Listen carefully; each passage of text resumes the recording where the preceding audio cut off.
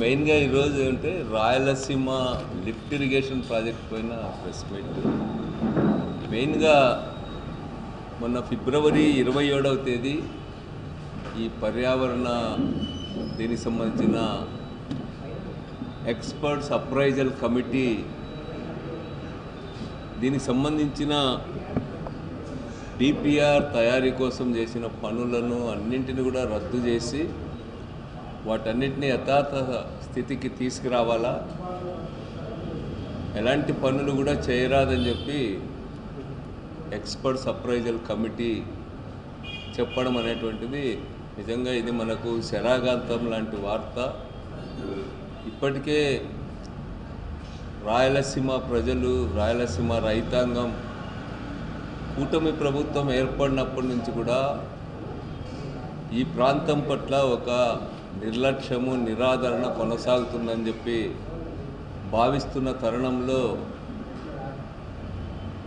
ఈరోజు ఇలాంటి ఆదేశం రావడం అనేటువంటిది నిజంగా బాధాకరం. ఎందుకంటే రాయలసీమ లిఫ్ట్ ఇరిగేషన్ ప్రాజెక్టు ప్రధానంగా చెన్నైకి తాగునీరు, అదేవిధంగా రాయలసీమ ప్రాంతాల్లో తాగునీటి ప్రయోజనాలు నెరవేర్చడానికి ప్రతిపాదించినటువంటి ప్రాజెక్ట్ ఇది. దీనికి సంబంధించి 2023లో కూడా మార్చిలో తొలి దశ పనులకు సంబంధించిన శాంక్షన్స్ అన్నీ కూడా అప్పటి వైఎస్ఆర్ ప్రభుత్వం, రాష్ట్ర ప్రభుత్వం ఇవ్వడం జరిగింది.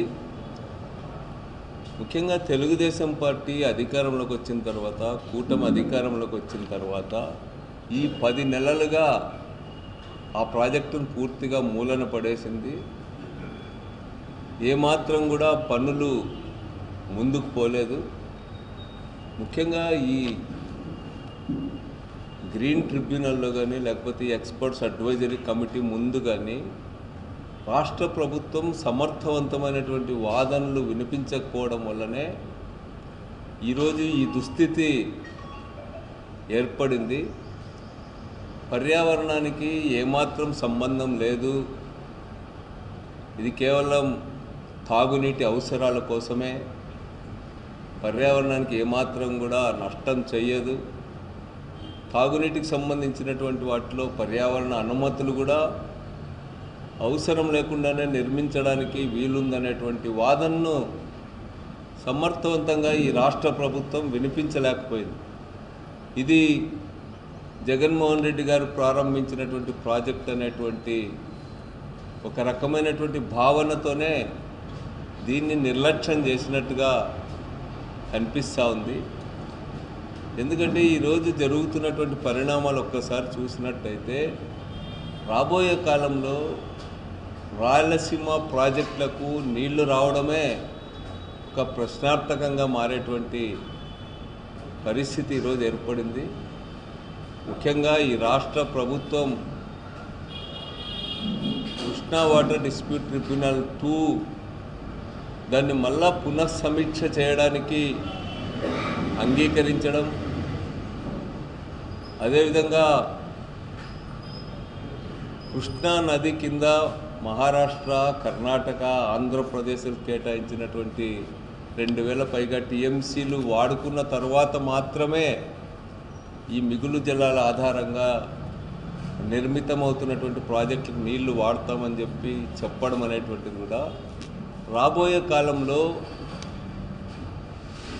ఈ ప్రాజెక్టులకు నీళ్లు తెచ్చుకోవడమే గగనమయ్యేటువంటి పరిస్థితి ఈరోజు దాపురించింది. ఈ సందర్భంలోనే మనకందరికీ కూడా తెలుసు, ఒకవైపు 854 అడుగులకు నీటి మట్టం చేరే వరకు నీటిని వాడుకోరాదనేటువంటి అంగీకారం ఉన్నప్పటికీ కూడా, అదేవిధంగా శ్రీశైలం డ్యాము ఆంధ్ర నిర్వహించాలా, నాగార్జున సాగర్ డ్యాము తెలంగాణ నిర్వహించాలనేటువంటి అంగీకారాలు ఉన్నప్పటికీ కూడా తెలంగాణ రాష్ట్రం శ్రీశైలం ఎడమగట్టు కింద ఉన్నటువంటి విద్యుత్ ఉత్పత్తి కేంద్రం తెలంగాణ పరిధిలోకి వస్తుంది కాబట్టి తాను వీటిని ఉల్లంఘించి నీళ్లు తోడుకుంటా అని చెప్పి ముందుకు పోతోంది. మనందరికి కూడా తెలుసు, దాదాపు 798 అడుగుల నుంచే నీటిని తోడడం తెలంగాణ చాలా రోజులుగా చేస్తూ ఉంది. ఇప్పుడు 800 అడుగుల నుంచే సాగునీటికి కూడా ఉపయోగించుకోవడానికి అవసరమైన లిఫ్ట్ స్కీమ్స్ అన్నీ కూడా పాలమూరు రంగారెడ్డి కానీ, డిండి ప్రాజెక్ట్ కానీ, ఇతర లిఫ్ట్ స్కీమ్స్ అన్నీ కూడా తెలంగాణలో అమల్లో ఉన్నాయి. మనం 854 అడుగులు వచ్చే వరకు, లేకపోతే మన పోతిరెడ్డిపాడు రెగ్యులేటర్ 841 అడుగులు వస్తే కానీ మనం పోతిరెడ్డిపాడు రెగ్యులేటర్కి నీటిని డ్రా చేయలేమన్నమాట.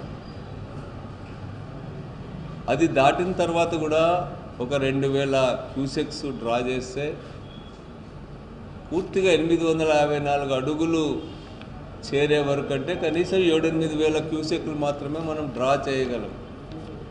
అట్లాంటిది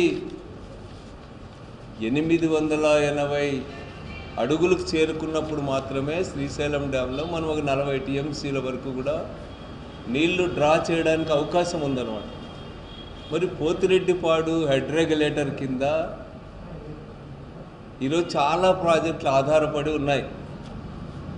ఎస్ఆర్బిసి లాంటి ప్రాజెక్టులు కానీ, తెలుగు గంగ ప్రాజెక్టులు కానీ, సోమశిల, కండలేరు, లేకపోతే ఇవన్నీ కూడా ఈరోజు పోతిరెడ్డిపాడు హెడ్ రెగ్యులేటర్ కింద మనం నీళ్లు అందించాల్సినటువంటి అవసరం ఉంది. దాదాపు 101 టీఎంసీల నీటిని వీటికి అందించాల్సినటువంటి అవసరం ఉంది. అట్లాంటప్పుడు తెలంగాణ ప్రభుత్వం అంగీకారాలని వీటన్నిటిని తోసిపుచ్చి 800 అడుగుల నుంచే విచ్చలవిడిగా నీటిని తోడేస్తూ ఉంటే భవిష్యత్తులో చాలా కష్టమవుతుంది. ముఖ్యంగా మహారాష్ట్ర, మధ్యప్రదేశ్, తమిళనాడు, మనము, కర్ణాటక 3 రాష్ట్ర ప్రభుత్వాల అంగీకారంతో నిర్మించిన చెన్నై తాగునీటికి 15 టీఎంసీలు ఇవ్వడం కూడా చాలా కష్టమవుతుంది అనేటువంటి ఉద్దేశంతో కేవలం తాగునీటి అవసరాల కోసం జగన్మోహన్ రెడ్డి గారి ప్రభుత్వం ఈ యొక్క రాయలసీమ లిఫ్ట్ ఇరిగేషన్ ప్రాజెక్టును ప్రతిపాదించి దాన్ని ముందుకు తీసుకుపోతా ఉంది. ఇప్పుడు ఆ ప్రాజెక్టు లేకపోతే భవిష్యత్తులో చుక్క నీరు తెచ్చుకోవడం కూడా మనం ప్రశ్నార్థకంగా మారుతుంది. అయితే ఇదే సందర్భంలో తెలంగాణలో ఉన్న ప్రాజెక్ట్స్ కూడా 800 అడుగుల నుండే వాళ్ళు నీటిని తోడడాన్ని, దీనిపైన ఇప్పటికే నేషనల్ గ్రీన్ ట్రిబ్యునల్ ఇవన్నీ కూడా ఆక్షేపించినాయి. అయినా తెలంగాణ గవర్నమెంట్ వాటిని ఖాతరు చేయడం లేదు. ఫైన్ కూడా వేసింది ఈ మధ్య కాలంలోనే. దాదాపు 800 కోట్ల రూపాయలకు పైగా తెలంగాణ గవర్నమెంట్ పైన నేషనల్ గ్రీన్ ట్రిబ్యునల్ ఫైన్స్ కూడా వేసింది. ఫైన్స్ వేసినా కూడా వాళ్ళు ఖాతరు చేయకుండా వాళ్ళ పనులన్నీ కూడా కొనసాగిస్తూనే ఉన్నారు. ఈ పరిస్థితి ఇలాగే ఉంటే రాబోయే కాలంలో ముఖ్యంగా రాయలసీమ ప్రాంతంలో ఉన్నటువంటి ప్రాజెక్టులు నీరు లేని ప్రాజెక్టులుగా మారేటువంటి అవకాశం ఉంటుంది. అందుకనే ఈరోజు జగన్మోహన్ రెడ్డి గారి ప్రభుత్వం వీటన్నిటిని ముందుకు తీసుకుపోయే విధంగా ఈ కొత్త ప్రాజెక్టును ప్రతిపాదించి అమలు చేయడానికి నిర్ణయించుకుంది. అయితే ఈ ప్రాజెక్టు జగన్మోహన్ రెడ్డి గారు ప్రారంభించినారు కాబట్టి అనే నెపం పైన ఈ ప్రాజెక్టు పైన ఈరోజు గట్టిగా మాట్లాడడం లేదు చంద్రబాబు నాయుడు గారి ప్రభుత్వం. అంతేకాకుండా ఎంత ఘోరంగా ఉందంటే, ముఖ్యంగా తెలంగాణ రాష్ట్రం ఏర్పడిన తర్వాత 2 రాష్ట్రాల మధ్య నదీ జలాలకు సంబంధించి తీవ్రమైనటువంటి వివాదాలు నెలకొన్నాయి. ఈరోజు మొత్తం కృష్ణా వాటర్ ట్రిబ్యునల్ 2నే పునఃసమీక్ష చేయాలని ఈరోజు కేంద్ర ప్రభుత్వం కూడా తెలంగాణ ఎన్నికల సందర్భంగా వాళ్ళకి సహకరించి వాళ్ళకి అనుకూలంగా ఈరోజు నిర్ణయం తీసుకుంది. బచావ్ ట్రిబ్యునల్ తీర్పుని సుప్రీంకోర్టు తీర్పుతో సమానమైనటువంటి తీర్పు, దాన్ని ఈరోజు తిరగదోడి ముందుకు పోతూ ఉన్నారు. తీవ్రమైన సవాళ్లను మన ఇరిగేషన్ ప్రాజెక్ట్స్ ఎదుర్కొంటూ ఉన్నాయి.